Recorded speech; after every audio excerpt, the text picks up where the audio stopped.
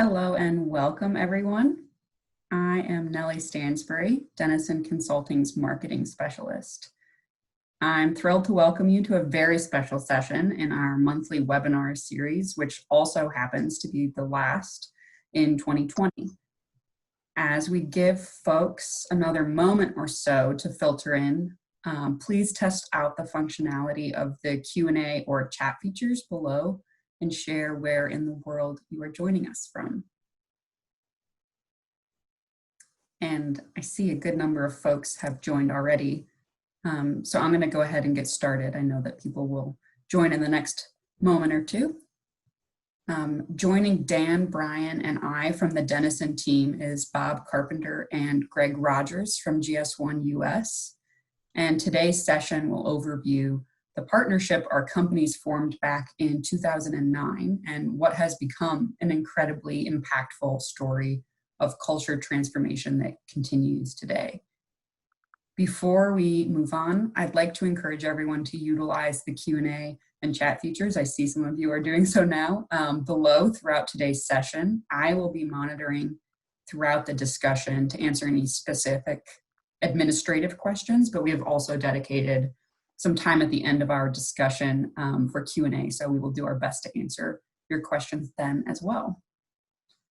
While many of you are familiar with Denison, I'd like to next briefly overview who we are and what we do. Denison Consulting is a firm focused on large-scale culture transformation and leadership development, headquartered in Ann Arbor, Michigan, with a European office based out of Zurich, Switzerland. Our global reach has allowed us to do work in over 50 countries and to develop diverse research and diagnostics. Our mission is to improve organizational performance by developing corporate culture and leadership. Our global team of experts uses our set of diagnostic assessments rooted in research to provide transformation services to our clients. Next, I'd like to introduce our guests and panelists. Joining us today are Bob Carpenter and Greg Rogers from the GS1 US leadership team, and Dr. Dan Denison, Bryan Adkins, and myself from the Denison team. As the president and CEO of GS1 US, Bob Carpenter is responsible for leading the company's strategic direction, including business solutions, education and training programs, industry initiatives, and community engagement focused on driving broader adoption and use of GS1 standards. Bob is a member of the GS1 Global Management Board and Executive Committee, and he is a frequent guest speaker at industry events and conferences. Prior to joining GS1 US, Bob was president of Aramark Healthcare and was VP of marketing for McNeil Consumer and Specialty Pharmaceuticals, a Johnson & Johnson company. He earned a bachelor's degree from Middlebury College and an MBA from Harvard Business School. Also joining us from GS1 US is Greg Rogers, who serves as the GS1 US Senior Vice President for Human Resources and Facilities. He is responsible for leading all facilities management and human resources activities across the organization in the areas of employee relations, training and development, talent management, organizational development, compensation, benefits, employee communications, and office services. Before joining GS1 US, Greg was Vice President of Human Resources for Revlon and held positions in human resources and general management at Pacific Gas and Electric Company. He earned his bachelor's degree from Case Western Reserve University and his MBA from the Weatherhead School of Management at Case Western Reserve University as well. Next, we have Dr. Daniel Denison, Denison Consulting's chairman and founding partner. Over the past 25 years, Dan has advanced the field of organizational development and is one of its leading scholars, practitioners, and teachers. Dr. Daniel Denison's decades-long career as a researcher and professor, first at the University of Michigan's Ross School of Business, and then at the International Institute for Management Development in Switzerland, has produced some of the most impactful work in the fields of organizational culture and leadership behavior. Dan earned his BA from Albion College, his MA from Kent State University, and his PhD in organizational psychology from the University of Michigan. Today, he plays an active role in our firm and driving our research and our consulting practice into the future. Also joining us from Denison is Bryan Adkins, Denison's CEO, partner, and senior consultant. Bryan's professional background includes leadership positions within the manufacturing, professional, and nonprofit sectors, and he has worked with clients to build high-performing cultures and leaders for over 20 years. Bryan holds an MBA from Pennsylvania State University and a doctorate in education in human and organizational studies from the George Washington University. Today, Bryan supports many of our key clients and continues our tradition of linking thought leadership and practical insight for maximum impact. And lastly, I am Nellie Stansbury, Denison Consulting's marketing specialist. I joined Denison in June of this year after working as a director of communications and program development in the nonprofit sector and as a marketing consultant for several mission-driven organizations, including the ACLU, Planned Parenthood, and Michigan's Fair Housing Center. I earned my bachelor's degree from Allegheny College. As a member of Denison's business development team, I work closely with virtually every department at Denison to create and promote content that furthers the Denison brand and supports our clients and partners. And without further ado, I'd like to turn things over to Bryan to get us started. Thanks, Nellie, and really appreciate this opportunity. We've had the pleasure of working with GS1 US for over a decade now. And I think for anyone who's interested in culture transformation, leadership, you'll really appreciate today's discussion. This is a story of leadership. It is a story of culture change. And it's a story about a workforce that really does believe that they can do anything, that anything is possible. And, you know, I've certainly learned that through the years in my association with the company. And I also had the opportunity of helping support the team as we created a case study that we just recently released about the GS1 US culture transformation. And that's much of what we'll highlight and talk about as we go through today's discussion. One of the things that came through loud and clear for me as we were working through that case study is just how important the culture is to the organization, how high expectations are at GS1 US, and not just in terms of what you do, but how you do it in the organization. So I know it's going to be a great story, a lot of great insights. But before we jump into the story of transformation, I'd like to extend my welcome to Bob and let Bob say a few words about GS1 US and who you are as a company. Great, thanks. Thanks, Bryan and Dan and Nellie, and good morning, good afternoon, good evening to everyone. It looks like we may have some folks from outside of the United States, which is fantastic. And appreciate the opportunity and the acknowledgement. It's been a great partnership with Denison. This slide that you can see on the webinar gives a quick thumbnail sketch of what we do. But at the heart of it, we're a standards and a services organization. Our tools, standards, and services help companies uniquely identify their products, their locations, their documents, the actual companies themselves in a unique way, and also help with them to share that information in a secure fashion. At the heart of it, we're really an identification business. And because we are a neutral and not-for-profit organization, collaboration is critical to what we need to do, not just internally, which we'll talk a little bit about this morning with Greg and the team's help, but also externally in partnership with industry as well. So hopefully that gives you a quick overview, Bryan, and I'll turn it back to you. Sure. Yep. Well, as we get started, I'm going to bring Dan into the conversation here in just a second. You know, for me, I've certainly, continued to be impressed with GS1 US in terms of what you do, how you do it, the impact that you have.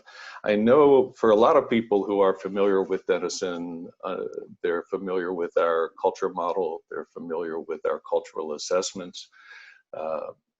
And what you're seeing on the screen before you now is, I think, the very first cultural assessment we did about the time that you joined the organization, Bob. And I know at that stage, you had an opportunity to not only get this information, but have a conversation with Dan about the results. So I'm going to turn it over to Dan and let you talk a little bit about getting started here.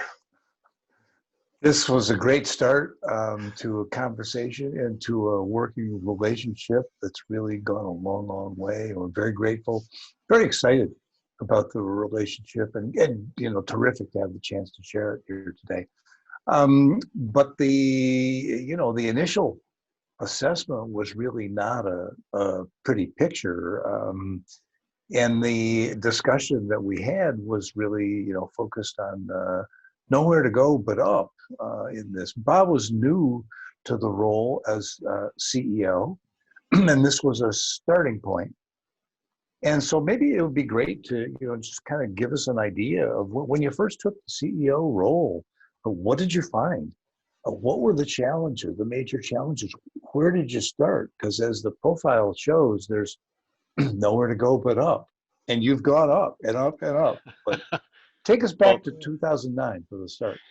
Yeah, no, thanks, Dan. I spent 11 years at Johnson & Johnson, which was an organization very much rooted in the credo and talent and culture. And then after that, 6 years at Aramark in the professional services space. And it's at Aramark where I was introduced to Denison. But I felt like we struggled to really make a enterprise-wide commitment to it. And when I brought Denison to GS1 US, I really wanted to create a different legacy and see if we could lean into this tool and really use it consistently over a longer period of time. And honestly, when you're coming in new, it's the perfect time to do it, because you can claim a little bit of independence from the results, but then you can then be a part of that floor. And as the quote says, there's nowhere to go it up. And I think what I saw when I came into the organization is it was challenging to create leverage and scale because everyone was coming to me in a very siloed environment. So we had to provide more mission direction to the organization to hold people accountable and make them more self-directed.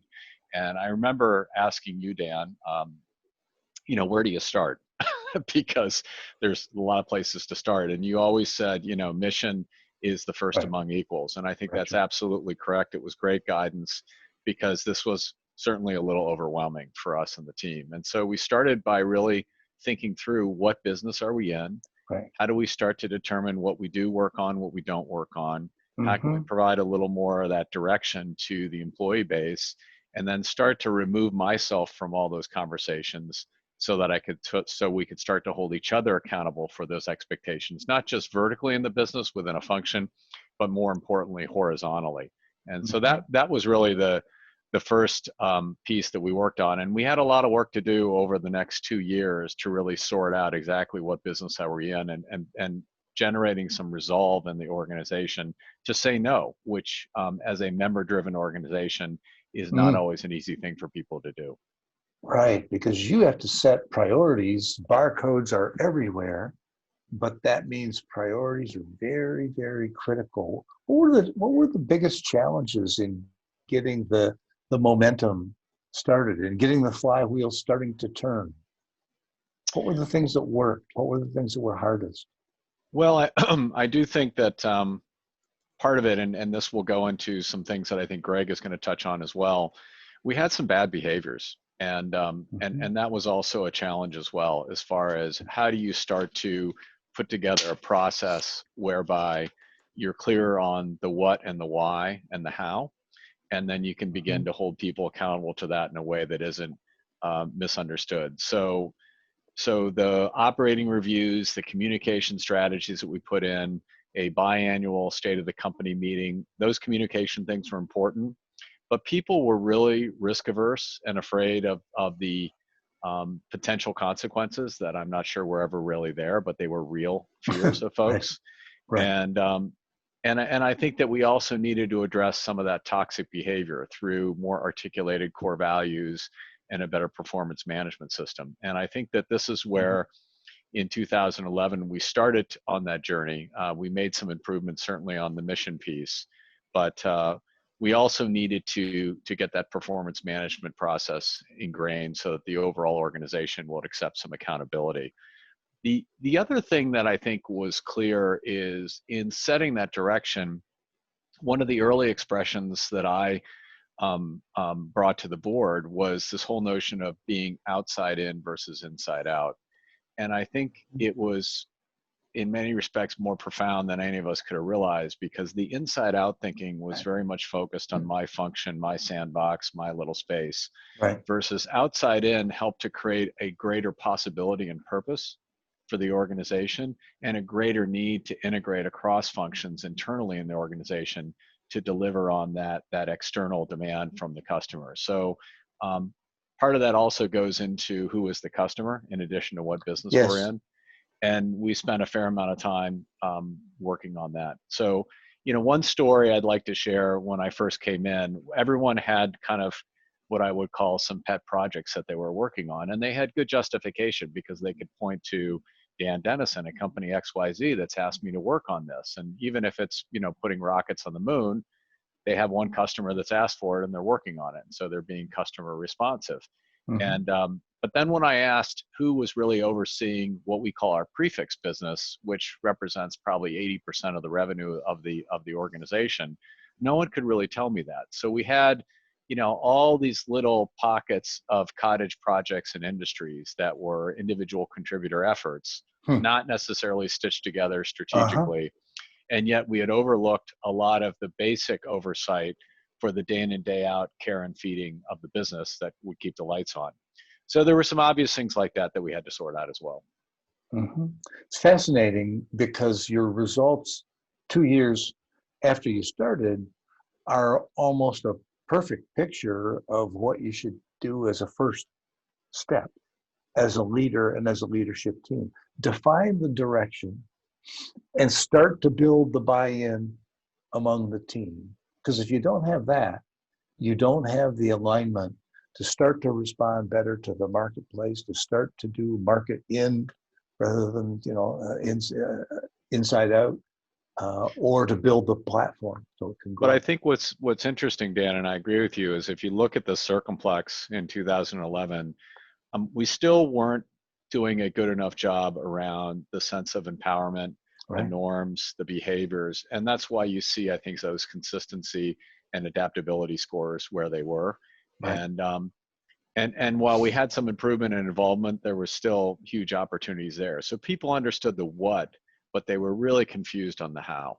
Yeah, it takes some time. Yeah, that's putting it mildly. We conclude 10 years later. Exactly.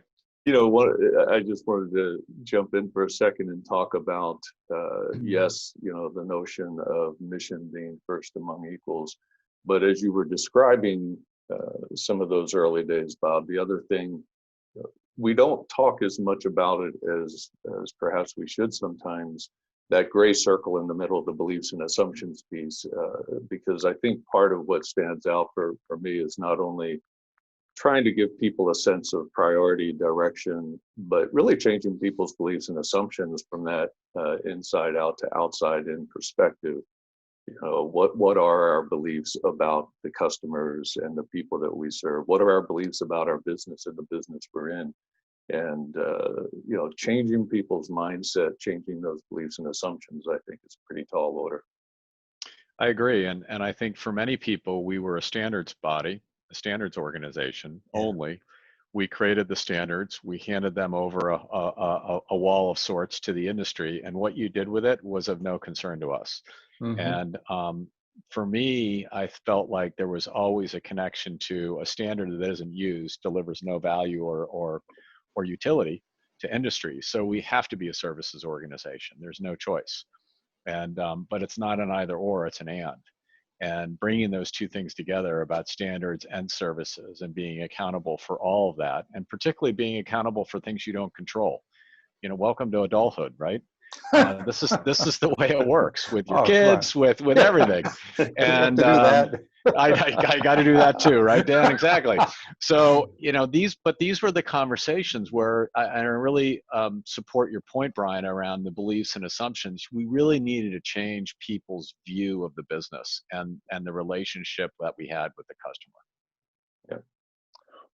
one of the most interesting things that is in the case study is how the organization learned to use the tools, to use the diagnostics, and to build a process around that that would really move the needle.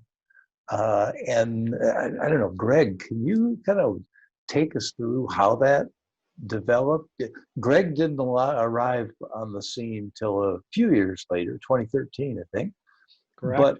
But if you could just give us an overview of how you developed the process so that it had leverage. The good news is you've got the data. The bad news is it doesn't, it doesn't speak for itself. The process that organizations build so that the insights touch the whole team and drive things to action, that's really where the key to impact. Yeah, thanks, Dan. Yeah, really the intent of our process is to drive business improvement, and we really preach that to the employee base, and we try to create a process that we could continue with year after year, and people could come to expect, and try to drive some trust in the organization. Certainly, when I first got there, we had just released our 2012 results. And so I was responsible for really taking those out to the employees. So the cadence of this was always at the very top. You would take the survey.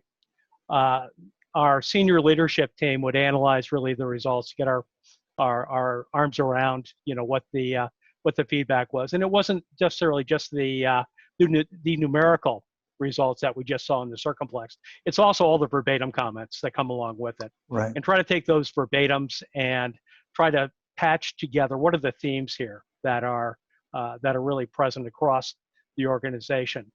And then really the intent was then to go out to the employees and say, what do you think? Here's the results. Help us paint the story here. What do you think needs to improve? And as Bob likes to call it, it's really sense and respond. So it's listening far more than leading at that point in time, getting from the employees a sense as to where they see opportunities, try to address some of the concerns and issues that they raise, and then put together actions that we can take to try to improve on those areas. So every single year we would take it out. We'd have those employee meetings to have them tell us, what do you guys think needs to be done with this? We take it to our direct reports, which is what you see here with the XLT, the extended leadership team. Look for them to help us to analyze these and come up with actions, align on those, and then ongoing throughout the year, continue to try to move those forward.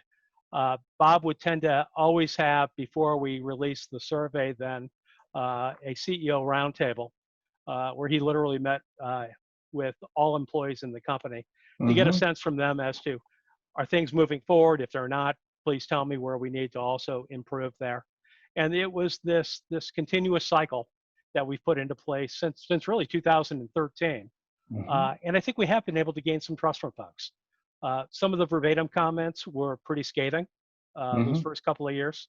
Very personal in terms of talking about people.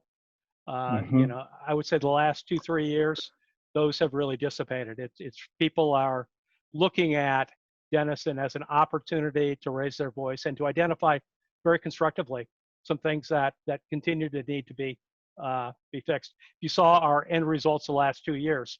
Numerically, you would think things are perfect, but there's always opportunity for improvement. So, and people, I think, have gotten used to that process and being able to raise those without any concerns about feedback. Based on my experience, I would just say, not only have they gotten used to it, but I think they expect it. That's how this is going to work. And I think in the last profile we saw, Bob, you made the point that while directionally people were more clear, more aligned about where the organization was going, the involvement piece wasn't there. I was just curious, Greg, if you could maybe share a few examples of some of the things, back to that 2013-14 timeframe, some of the specific things that you think helped bring that involvement piece further along? Sure. I mean, there's probably a combination of people issues, organizational issues, programmatic opportunities. We didn't really have a strong development process when I got there. So a lot of the feedback was around, gee, it would be great to be able to have more employee development as part of our work. So we sat down that first year and put into place 360s for employees. We put into place a competency model, put in the DISC behavioral and communications module, which really gave us kind of a common language to talk about behavior and to create some understanding about that. Enhanced our core values, and actually just got done refreshing those this past year as well, because it came up again in 2020. And so we refreshed it one more time to make it a little clearer. And then communications cadence was probably the other big one. So people wanting to know what's happening in the company, kind of how do I fit in? So we put into place every 6 weeks what we call a joint team meeting, where literally everybody in the company can come attend. The agenda is driven a lot by employees who raise their hand and say, gee, it'd be great to be able to tell everybody about this project because it has pretty far-ranging impacts to everyone. We have our state of the company, as Bob mentioned, which is twice a year for us to talk more strategically about where the company is going. His roundtables. We just introduced town hall meetings after the COVID crisis, and we went virtual to be able to talk weekly with employees. So it's being able to communicate, and that communication goes 2 ways. So it's an opportunity for people to understand what's happening in the organization, and also for us to hear from employees what questions that they have so that we can be able to respond as well. There's a stick-to-itiveness that, Greg's being very modest, but when he came in, he put rigor and perseverance behind it, and people are constantly looking for this too will pass, and it didn't pass. And we kept holding people more accountable for it, and we took very patient but very deliberate actions on people that just demonstrated a lot of passive aggressive behavior. The vitriol in some of those verbatims was just unbelievable. And I think part of it was also removing some of those folks because they, just to use a horrible analogy, but one that comes to mind, they're a bit of a cancer in the organization. And a few people can really create a very toxic environment. So, but there's a way you have to deal with those folks that is not pleasant, but is very deliberate and purposeful that people watch. And if you do it with a value-based approach, people then grow to respect you. And I think that's really one of the main areas that Greg's brought great leadership to the organization. That's terrific. Yeah, I was just going to say, I know one of the things that we're all familiar with Jim Collins and Built to Last, Good to Great, etc. And I know you've talked about references to the flywheel. One of the other things that Collins talks about is, there is no real sort of miracle moment that occurs that changes the culture overnight. And I know, Greg, you've mentioned to me on more than one occasion that it's more of those thousands of moments of truth that occur in organizations. It sounds like some of those had to do with some of the people that you had in the organization. Any other examples or more that you would say about that? Yeah, I mean, we have a very high expectation about performance. It can be a tough place to work in terms of the performance expectations and the accountability that we put on people. I would say some of the toughest decisions were really people decisions, where you have somebody who is producing exceptional results, but doing it in a way that was toxic.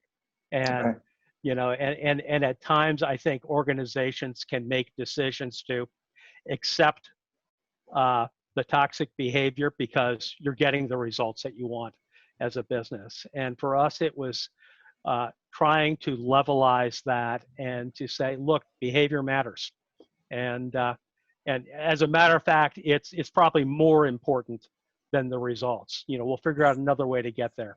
but you need to have the right sort of behaviors to drive the culture. So as Bob said, tough decisions that we had to make. There's also some organizational structural things that we needed to consider in terms of just how do you align the business in a way that provides for that sort of performance, taking that outside in perspective.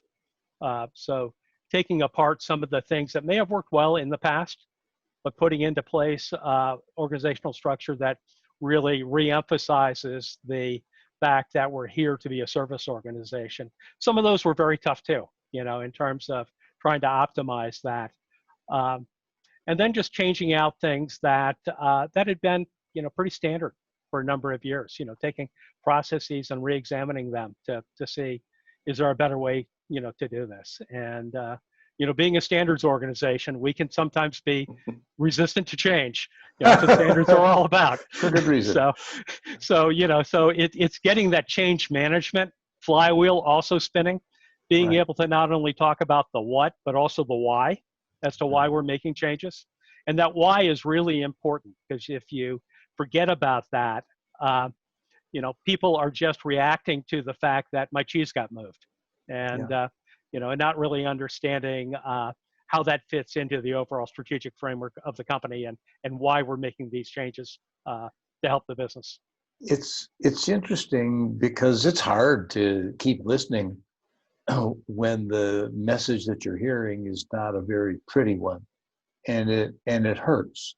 But that's the most important thing, is that through those kind of harsh comments, difficult times, you kept listening.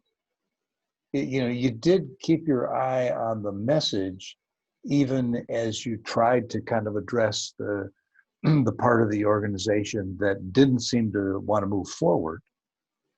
You kept listening on that, and that's not. It's always easy to listen when it's good news, but more power to you for keep listening even when it's not the message you want to hear.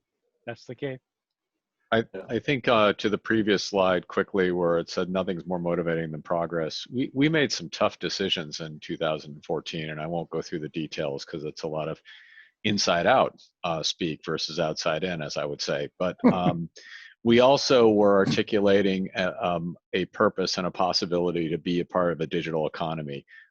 We really invested in our Connect User Conference, where I think the entire organization was able to see a role and a relevant place that we could play in industry that was motivating. So I think in combination with the tough choices that we took, we also had some things that I think created some aspiration and inspiration in the organization too, which was important. Yeah, and I think that the comments about listening, and as we often talk about, particularly as it relates to organizational learning, learning from successes, learning from failures along the way. Certainly with culture change, culture transformation, you're not going to get it right every time. In 2017, you had another opportunity to listen and got some pretty critical feedback from a part of the organization, specifically as it relates to engagement, because I know you use our engagement module in addition to the culture survey, and saw a pretty dramatic drop. And either Bob or Greg, maybe you can share a little bit about what you learned, what happened, and what you learned through that experience. Yeah, it's, as I said before, there's 1,000 moments of truth. This was one of them. We had a 3-year technology plan that we had presented to our board and our board technology committee that spring, and got great feedback. The board technology committee said, you guys are doing all the right things. This is what you need to do. However, instead of it being a 3-year plan, ought to be an 18-month plan. And we took that, and it was great feedback.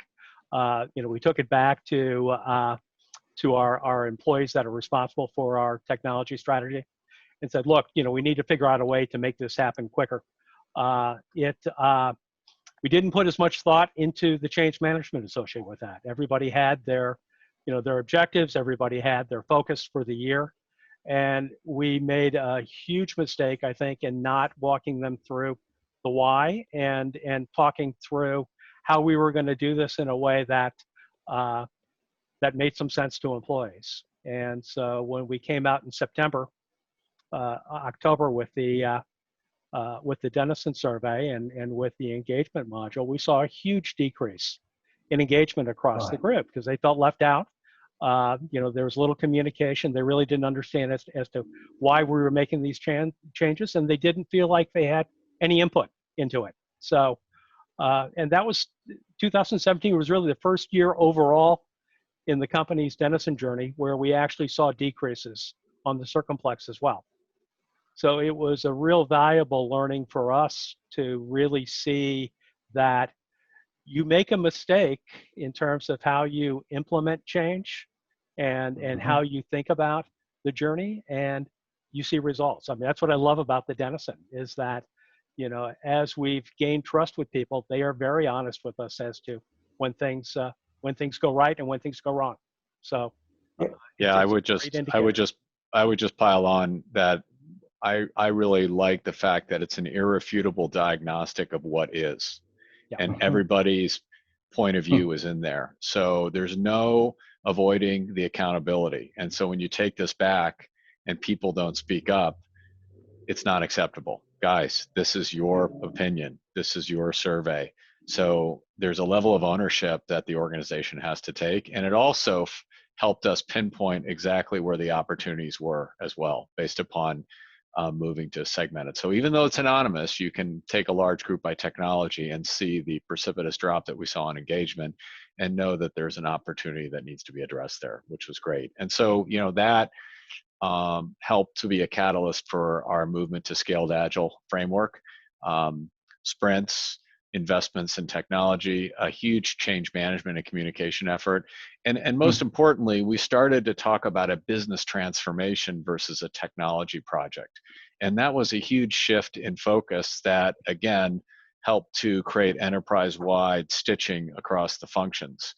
So just languaging it in a different way also helped to elevate the importance and the stature of the technology organization that it had historically felt like order takers relative to other parts of the organization. So all of a sudden, they were a part of a transformation, and we had, as I like to say, a level of scaffolding with scaled agile to really move it together.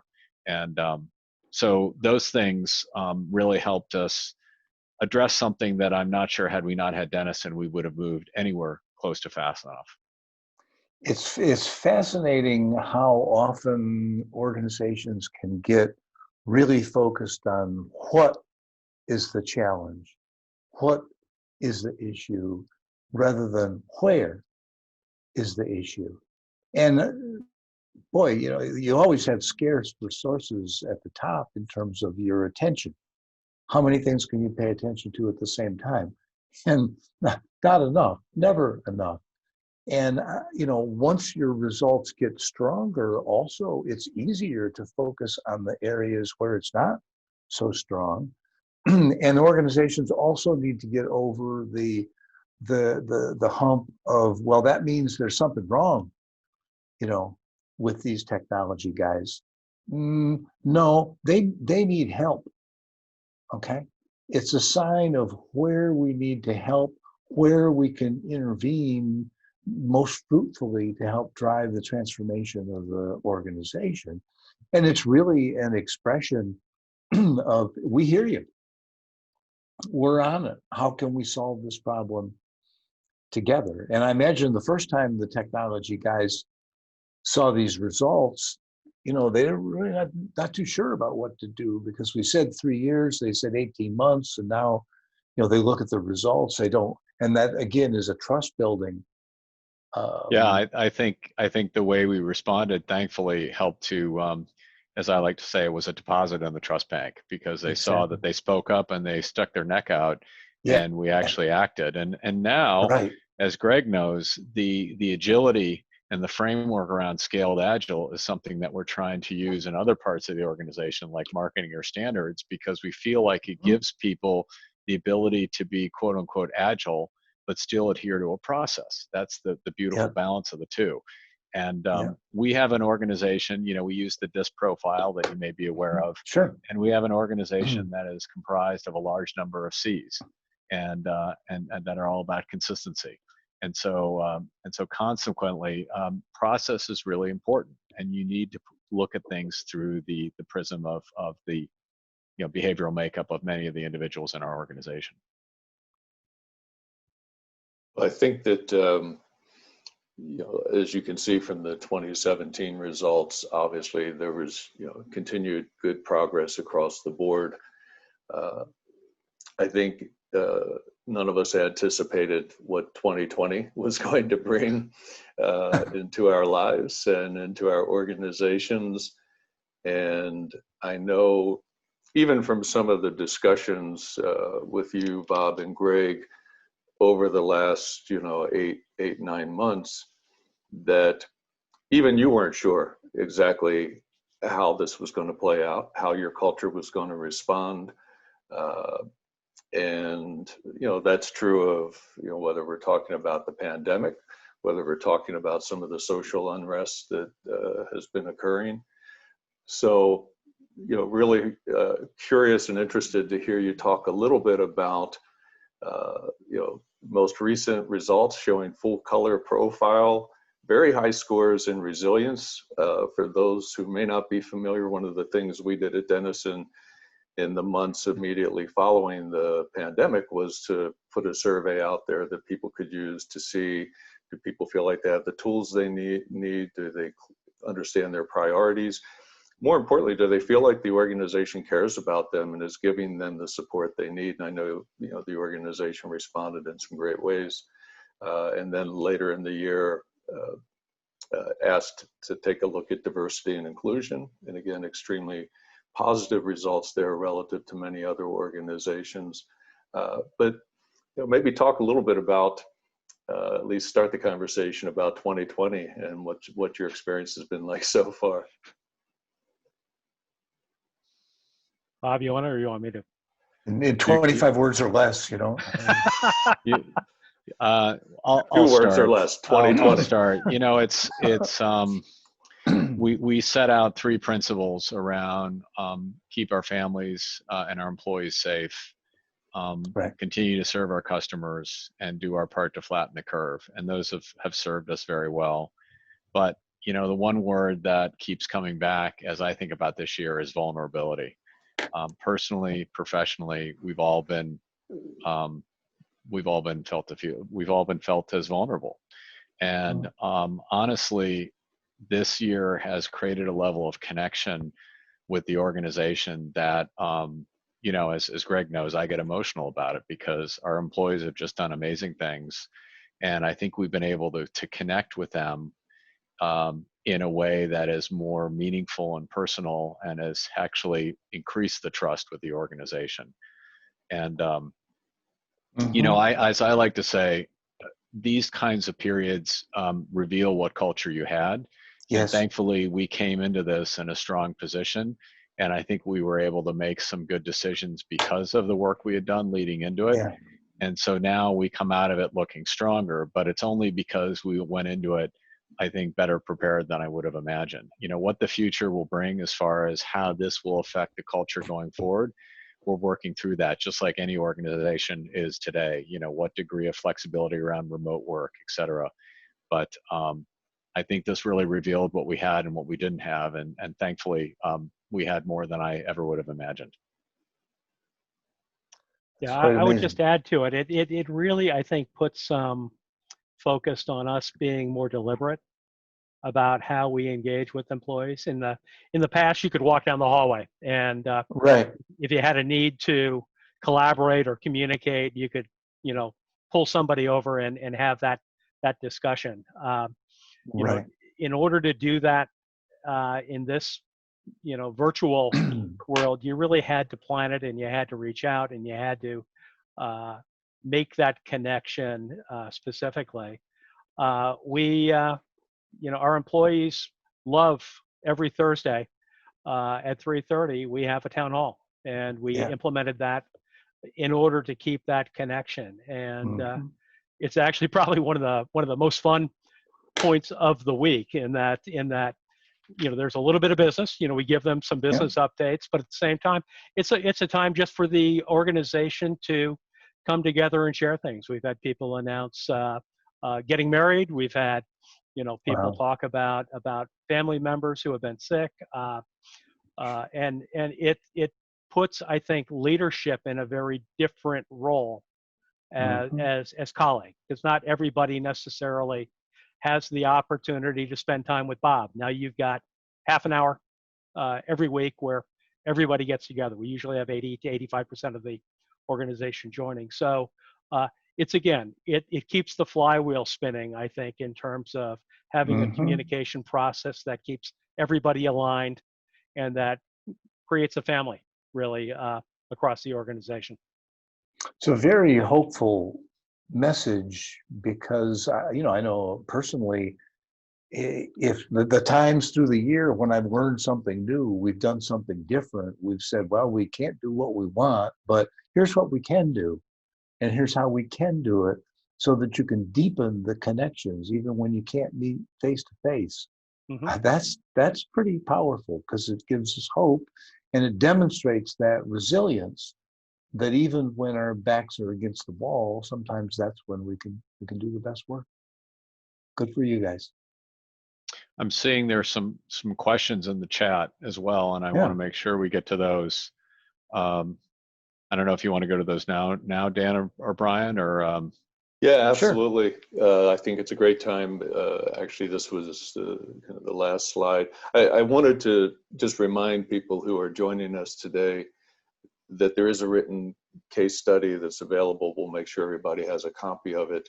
But included in that is, in addition to the storyline that talks about a number of the things that you've already mentioned today, a set of other actions that I know your team felt pretty strongly had contributed to some of the change over time. So people who are looking for some practical advice, some practical insights about what we can do, you'll find those in there as well.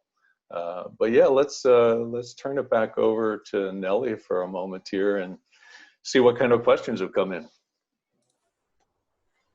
Thank you all. There's a couple of really good questions, and these are pretty connected, so I think I'll ask them in combination. One being, how much have trends and changes among your membership base affected the decisions you make culturally? And then tied into that, you guys can speak to either aspect that you'd like, Greg or Bob. You discussed outside-in change. Did you survey customers and other stakeholders outside the company to understand what the outside needs and expectations were and are? Yeah, let me try to take both of those. First of all, on the outside-in comment on customer research, one of the things that we've strengthened over the years is our external industry verticals, our community engagement effort, where we build a business plan with a representative sample of outside industry leading companies. We have probably upwards of 500 companies that participate in one or more verticals like healthcare, food service, retail, grocery, or apparel and general merchandise. So that gives us real live dialogue supplemented by quantitative market research and qualitative conversations that we have, in addition to our Connect user conference, which is all about customer feedback as well. So those things really feed into the priorities that we get. And as it relates to, I think the second question was around how did some of the changes in our membership affect some of the cultural changes that we made. One of the trends, again, that we've seen over the last 5 years plus is a migration to smaller micro enterprise customers, SMEs. And for these customers, increasingly, they really have some more fundamental basic needs. They don't have 20, 30 people. They're oftentimes revenue of 500,000 or less, and they want a automated experience in real time. So it forced us to think very, very strongly about how good were our tools online, how good were our marketing materials, and how could we make that experience automated for many of those small enterprises who are dealing with this from 11 to 12 o'clock at night, because they don't have time to deal with standards during the day. Standards is not their fundamental focus. They want to grow their business. They don't give a damn about standards. So we needed to orchestrate more of an end-to-end experience that could be accessible at whatever time of day or night that they wanted. And that forced a level of investment in our marketing, our technology, our education and training materials, all of which were dated 5-7 years ago. That's great. I have another question, unrelated. This can be Bob or Greg to speak to it. A very important part in your culture transformation was your focus on soliciting feedback and acting upon it, which you guys spoke to. How did you engage with your people to solicit that feedback? And were all of your employees offered an opportunity to participate in the survey? And then a follow-up to that is, could you speak to the response rate and did it improve over time? Sure. Yeah. Why don't I handle that one? Yeah. Everybody in the company has the opportunity to participate in the Denison survey, and over the last probably 5 years, we've averaged about 92% of the population responding. So it really is the voice of our employees. And again, we get probably about 120 verbatim comments. And we asked 2 questions. We asked, what sort of things should we retain? You know, what are the strengths? And because we don't want to change those. And what sort of things should we be looking to change? And again, we get a lot of verbatim comments, and it gives you more insight into what the numbers mean. But then we also provide an opportunity for people to talk with us. So we go out to our individual departments. We have really 8 different departments that we set up meetings in, and we have a couple of hours to take a look at the data, take a look at verbatim summaries, and ask them, what do you think this means? And what do you think we ought to be doing? It was probably crickets. First couple of years, people were a little reluctant to share. But over time, I think as people have seen that nothing negative comes out of, being honest in these meetings, people become very open to providing us with feedback.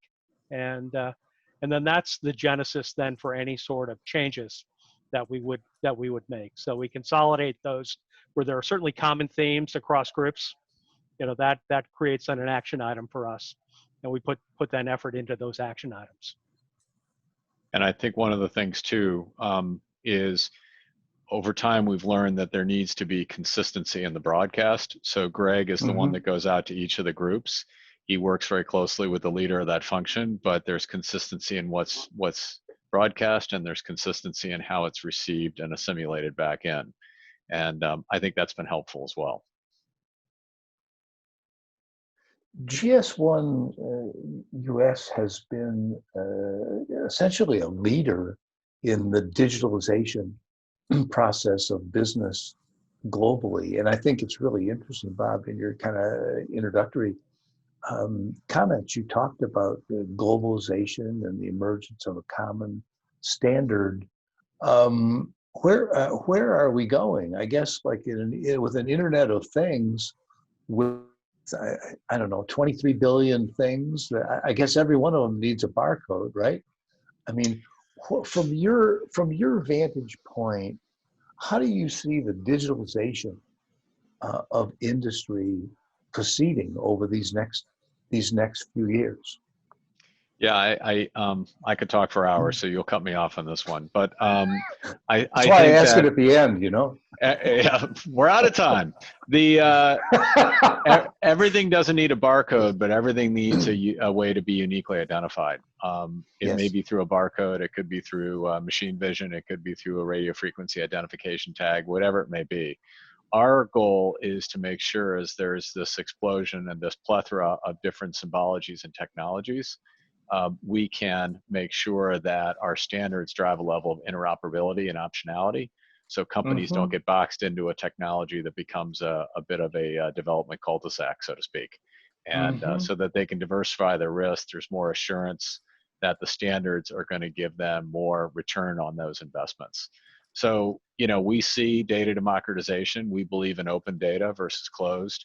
And we think the more we can standardize the identification of products, locations, the metadata around those products, the better equipped industry and society is going to be to deal with the use cases that we urgently need to address, whether it's sustainability, whether it's patient safety in the context of healthcare, food safety, in the case of recalls and shortages that we've seen.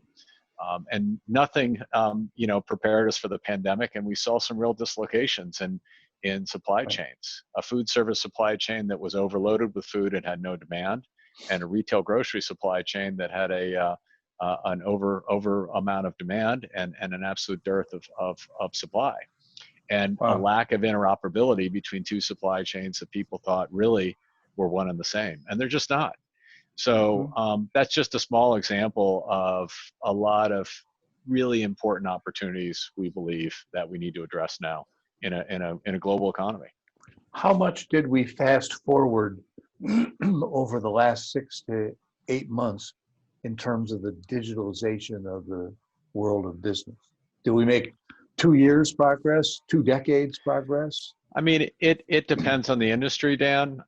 Some industries are already to bright, and so I'm not sure this did anything other than to just increase their market share. But I think the adage people are used is anywhere from 3 to 5 years advancement. And I think if you look at retail grocery and the percentage of the business that an average grocery chain was doing online, that's easily doubled just in 6 to 9 months. Wow. Amazing. Thank you. I'll resist the urge to ask you another hour's worth of questions on that one, but I find that fascinating too. Nellie, are there any more questions from our audience here that you want to pose to Bob and Greg before we start to wrap up? Yeah, there are quite a few, and we likely won't have a chance to get to all of them since we're nearing the top of the hour. I do want to answer a few housekeeping questions. The deck and a recording of today's session will be provided to everyone who would like it. That should be available in the next day or so. But one or two last questions for Greg and Bob.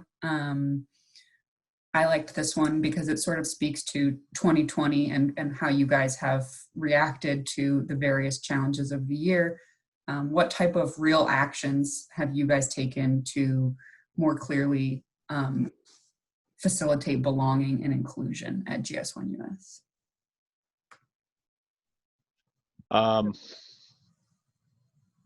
I'll try that one, Greg. I mean, I think that we haven't taken enough is the honest answer.